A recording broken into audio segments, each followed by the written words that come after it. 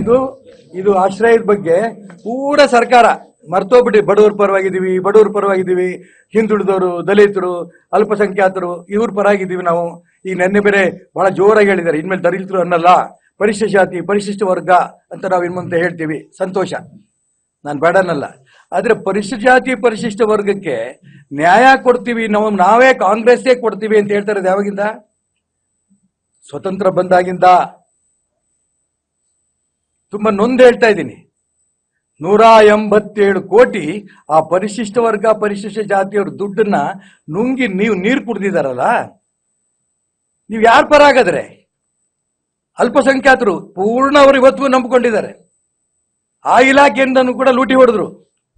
ಅದಕ್ಕೂ ಒಂದು ಲೂಟಿ ಹೊಡಿದ್ದಾರೆ ಅಂತ ವಿರೋಧ ಪಕ್ಷದವರು ಪತ್ರಿಕಾ ಕ್ಷೇತ್ರದವರು ಹೇಳಿದ್ರೆ ಅದಕ್ಕೊಂದು ಸಮಿತಿ ನೇಮಕ ಮಾಡೋದು ತನಿಖೆಗೆ. ಹಿಂದುಳಿದವರಿಗೆ, ಅಲ್ಪಸಂಖ್ಯಾತರು ಅಂತ ಹೇಳೋರಿಗೆ, ಪರಿಶಿಷ್ಟ ಜಾತಿ ಪರಿಶಿಷ್ಟವರಿಗೆ ಇದನ್ನೇ ಸ್ವತಂತ್ರ ಬಂದಾಗಿಂದ ಹೇಳ್ಕೊಂಡ್ ಬಂದಿದ್ದೀರಲ್ಲ, ಅವ್ರ ಉದ್ಧಾರ ನಾವು ಮಾಡ್ತೀವಿ ಅಂತ.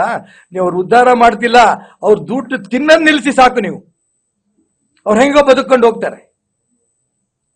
ಯಾವ ನ್ಯಾಯ ರೀ ಇದು? ಇದು ಸರ್ಕಾರ ಅಂತ ಕರಿಬೇಕು, ಲೂಟಿಕೋರರ ಒಂದು ಗುಂಪು ಅಂತ ಕರಿಬೇಕು.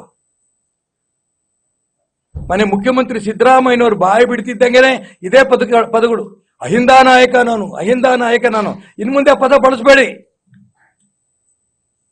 ಅಲ್ಪಸಂಖ್ಯಾತರು ಅಂತ ಅನ್ಕೊಂಡು ಅವ್ರು ಇನ್ನು ವಿದ್ಯೆಗೆ ಅವ್ರಿಗೆ ಕಡಿಮೆ ಇದೆ, ಅದಕ್ಕೋಸ್ಕರ ಮುಸಲ್ಮಾನ್ ಬಂಧುಗಳು ನಿಮ್ಗೆ ಓಟ್ ಕೊಡ್ತಾ ಬಂದಿದ್ದಾರೆ.